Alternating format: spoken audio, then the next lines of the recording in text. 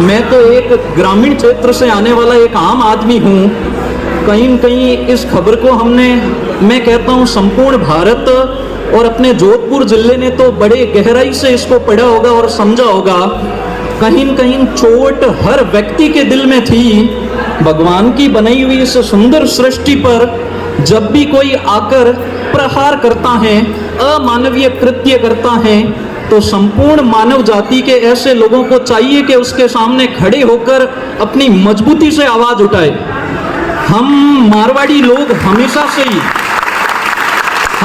ही दिल खोलकर किसी भी परेशानी के सामने खड़े हुए हैं। डॉक्टर और मरीज का रिश्ता एक प्रेम का रिश्ता होता है, जिसमें डॉक्टर अपना सब कुछ झोंक देता है। जैसे एक माँ अपने बेटे से लाड दुलार और कोड से प्रेम करती है, वैसे ही डॉक्टर बड़े प्रेम से अपने मरीज को हर तरीके से गंदी अवस्था में, जहाँ नालियों में पड़ा हुआ व्यक्ति हो, कीचड़ से भरा हुआ हो, उसको कोई हाथ लगाना नहीं चाहता, उस तरीके से इतिहास के अंदर मदर टेरेसा का हम उदाहरण देते हैं। उन्होंने मरीजों को माँ की तरह प्रेम किया।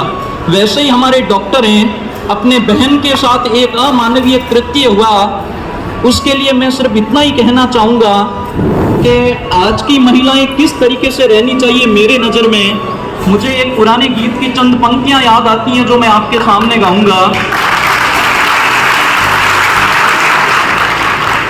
मुकेश की कुछ पंक्तियां हैं जिसमें वो कहते हैं कि न मुंह छुपा के जियो और न सर झुका के जियो, न मुंह छुपा के जियो और न सर झुका के जियो। गमों का दौर भी आए तो मुस्कुरा के जियो, न मुंह छुपा के जियो और न सर झुका के जियो। हो सकता है मैं एक आम नागरिक हूँ या आप भी कहीं न कहीं हम अपने ऊंचे ओहदे पर नहीं हैं, लेकिन फिर भी हम चाहते हैं कि अगर हमारी आवाज़ उन कानों तक पहुँचे जिनके हाथों में शक्तियाँ हैं, जिन पद पर बैठे हैं, उनकी भी बेटियाँ रही होगी, उनकी भी बहनें रही होगी, तो अगर हमारी आवाज़ें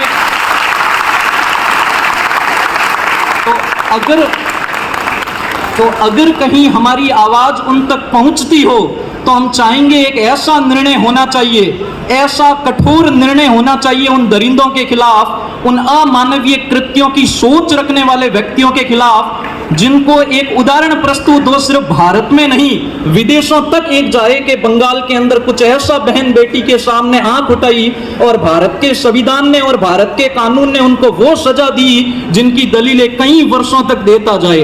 हमारा भारत हमेशा आजाद रहे, जिंदा रहे।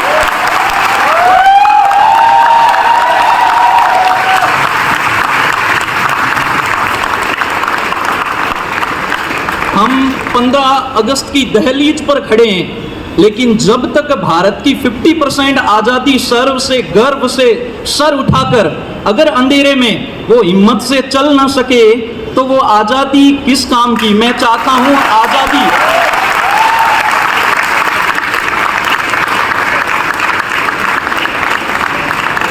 सबसे बड़ी आज़ादी वो होती है जिसमें प्रत्येक मनुष्य सर उठाकर, प्रत्येक महिला, चाहे वो किसी भी वर्ग, किसी भी धर्म और किसी भी जाति से आते हो, लेकिन वो एक मानव बनकर सर उठाकर चल सके। हम प्रशासन से चाहेंगे कि वो एक कठोरतम निर्णय प्रस्तुत करके एक अच्छा उदाहरण प्रस्तुत करे, ताकि लोगों के जहन में वो खौफ रहे। कुछ ऐसे विचार अगर किसी के दूसरे के दिमाग में कुल बुलाने भी लगे, तो कम से कम उनको ये चीज याद रहे कि कभी कलकत्ता में ऐसा भी हुआ था, एक बहन के साथ दिल्ली के अंदर ऐसा हुआ था। हमारी बहन बेटियां स्वतंत्र होकर सर उठाकर जी सके, वही चाहूंगा। जय हिंद, जय भारत।